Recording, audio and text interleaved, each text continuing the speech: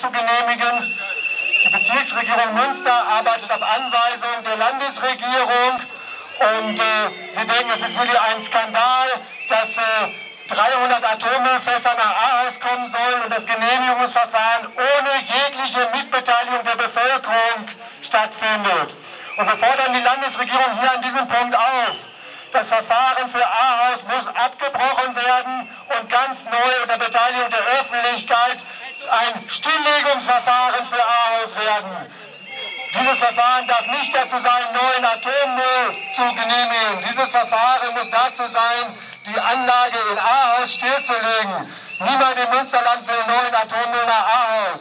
Das muss auch die Bezirksregierung hier recht zur Kenntnis nehmen und auch die Landesregierung.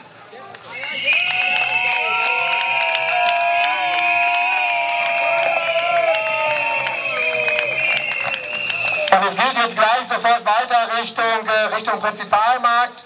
Wir sind also wenige Schritte nur noch entfernt, aber